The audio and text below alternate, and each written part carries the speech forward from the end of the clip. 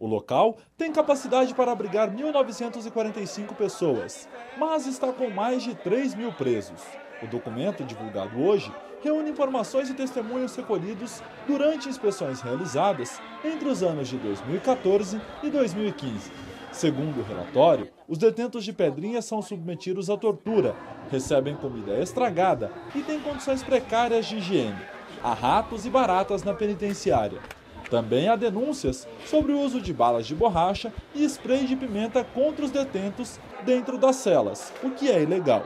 O levantamento mostra que 6 em cada 10 presos de Pedrinhas ainda esperam por julgamento. As entidades responsáveis pelo relatório apontam medidas necessárias para melhorar a situação dos detentos: adequação das instalações, apuração das fugas, rebeliões, corrupção e mortes, aumento do efetivo de agentes penitenciários, fortalecimento da Defensoria Pública do Maranhão e também o cumprimento das normas do uso de força e de armas pelos agentes de segurança. Hoje eu quero conversar com você aqui a respeito de uma manifestação que vai acontecer agora, nesse dia 13 de dezembro, sobre uma decisão do STF. Mas antes de fazer algumas ponderações, vamos assistir uma vinheta. É um vídeo que está sendo promovido, né, por um grupo que também luta por essa causa, e depois eu vou fazer alguns apontamentos aqui. Vamos lá. Bom, vamos aqui então assistir o vídeo que vai falar um pouco mais sobre esse dia. Bora lá. O Supremo Tribunal Federal reconheceu a existência de quebras dos direitos humanos e garantias fundamentais nos presídios brasileiros. Fome, tortura, humilhação.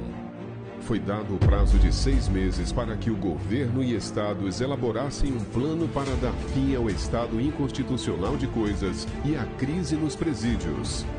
Superlotação, visitas proibidas, desespero. Esse será o fim das injustiças nos presídios? Depende de mim e de você. No dia 13 de dezembro, famílias, egressos, advogados, ONGs e artistas estarão reunidos no Ato Nacional pelo cumprimento da resolução do Supremo Tribunal Federal no sistema prisional brasileiro, a partir das 10 horas em Brasília e em todas as capitais do Brasil. Lutaremos para que a decisão do STF seja cumprida e pela participação na elaboração dos planos que visam combater as violações no nosso sistema carcerário. É hora de reunir forças pela justiça no sistema prisional. Muito bem, vamos lá então para o nosso dossiê.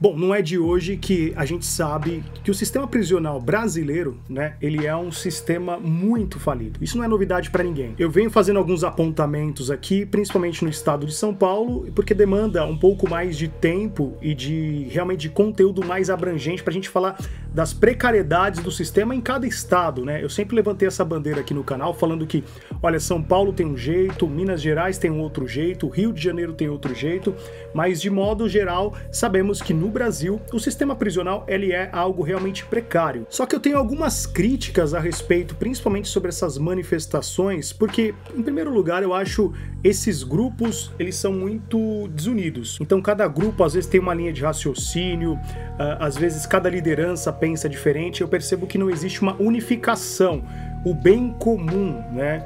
Então, por conta disso, acho que quando você fragmenta esses movimentos, isso tira a força, né? E isso é muito parecido até mesmo com os debates políticos. Você percebe que até mesmo na política existem os partidos e cada partido muitas vezes acaba brigando por uma linha de pensamento e muitas vezes gasta mais tempo com coisas irrelevantes do que realmente focar energia e força naquilo que é o bem comum. Por exemplo, numa situação como essa que o STF já declarou um estado de inconstitucionalidade. O que seria isso? Ele declarou que o nosso sistema prisional ele não respeita preceitos constitucionais, como por exemplo a dignidade da pessoa humana. Só que quando você traz esse discurso para um debate público, o que acontece? A sociedade não recebe isso bem, não recepciona essa tese apresentada pelo STF de forma boa. Por que acaba não tendo uma boa recepção? Justamente porque esse debate ele é muito superficial no nosso país. Ele é muito superficial. Todas as vezes que a gente fala de sistema prisional, as pessoas ligam na cabeça dela um dispositivo falando: mas aquele cara que roubou, aquele cara que praticou um crime violento, ele merece todo o mal necessário, toda vingança que nós pudermos colocar na cadeia de tortura, de dor, de fome é pouco para esse marginal. Esse é o pensamento comum das pessoas. Só que essas mesmas pessoas não conseguem se aprofundar, primeiro porque não é importante para elas. A sociedade quer apenas que o Estado limpe, entre aspas aqui, tire esse cara da circulação social. A gente tem que ter clareza em algumas questões aqui, então esse é um ponto importante que a gente entenda. Não existe interesse público para amadurecer um debate sobre essa questão. Então, por mais que eu entenda que seja válido essas manifestações, que seja legítima toda a indignação das famílias, até mesmo dessas ONGs, desses grupos, para mim isso termina em nada. Arquimedes, então você está desestimulando as pessoas a participarem dessa manifestação? De forma alguma. O que eu estou falando para você aqui é que se a gente não pegar, por exemplo, um ponto inicial, como é uma manifestação como essa, e começar a refletir qual vai ser o objetivo disso, como a gente vai chegar num denominador comum, quem vai encabeçar isso, como é que a gente vai aprofundar o debate, quais serão as nossas teses, como é que a gente pode unificar um pensamento, como é que a gente pode unificar a força, se ficar só no blá blá blá, só em fragmentações e vamos lá, todo mundo com uma bandeira, todo mundo gritando, queremos humanização no sistema prisional, desculpa, não vai mudar em nada. Não vai mudar em nada. Eu acredito que o sistema prisional só poderá mudar quando a gente começar como sociedade pensar de forma mais inteligente sobre o tema, né? Lógico que o tema segurança pública é um tema muito desafiador, tem várias coisas que nós temos que analisar, você tem que estudar sobre criminologia, você tem que estudar sobre políticas criminais, você tem que pensar sobre a questão da lei de execução penal, sobre a estrutura de ressocialização, entender que o Estado, ao longo desse tempo, entregou para nós, como contribuintes, organizações criminosas, pela negligência do Estado, pela falta da atuação de políticas de ressocialização. O que aconteceu no sistema prisional? Aconteceu uma privatização. O crime organizado privatizou, tem muitas pessoas que são contra a privatização do sistema prisional, e eu até trago isso como uma reflexão. Como é que você pode ser contra a privatização do sistema prisional, sendo que o próprio crime organizado já privatizou o sistema prisional? Porque hoje as cadeias são privatizadas pelo crime organizado. Sendo assim, lá se transformou num grande recrutamento de novos membros dessa organização criminosa. Mas a gente tem que pensar na premissa. Aonde surgiu isso? Na negligência do Estado, faltas de políticas de ressocialização, ou seja, criou-se um ambiente propício para que ali dentro daquele universo prisional se fosse construído uma grande fábrica de criminosos.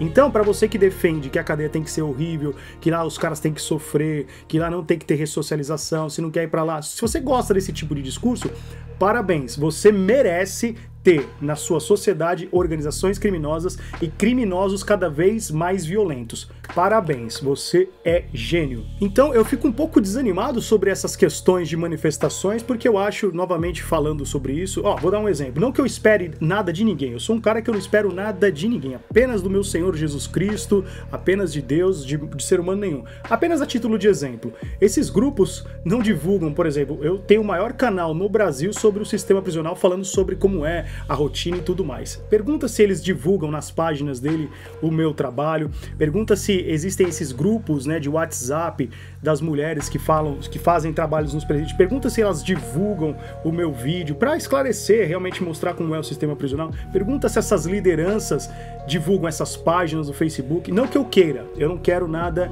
de ninguém, não espero nada de ninguém, volto a dizer. O que eu tô querendo comprovar para você é que existe uma distribuição de pensamentos e não existe uma unificação de linha de raciocínio. Entendeu? Eu só tô apresentando aqui para você um exemplo prático e não tô falando isso aqui porque eu quero que as pessoas me ajudem, não quero nada. Faço isso aqui por uma questão de missão de vida, aquilo que eu acredito que Deus acabou atribuindo a mim, essa responsabilidade de levar um pouco de paz no coração de uma mãe, de uma esposa, de tentar desmistificar o sistema prisional com o meu trabalho. Mas não posso deixar passar realmente esses apontamentos. Tá? Então, por mais que eu entenda ser muito importante esse debate, acho ele extremamente bagunçado, acho ele sem foco, enquanto a gente não se organizar nesse debate e realmente estruturá-lo de forma mais inteligente, vai ficar realmente dando murro em ponta de faca.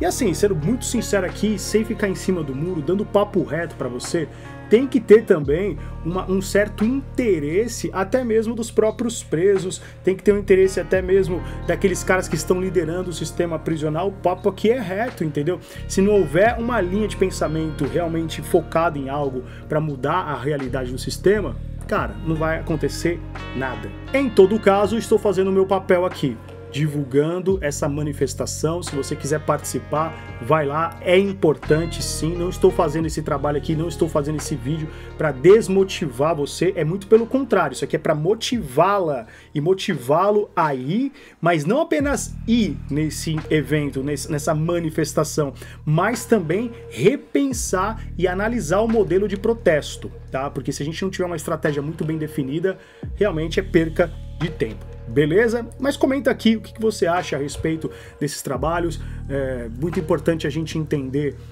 essa questão, essa decisão do STF. Já são denúncias que há anos estão no debate público, mas como eu citei, não há um interesse de fato de discutir isso de forma mais madura.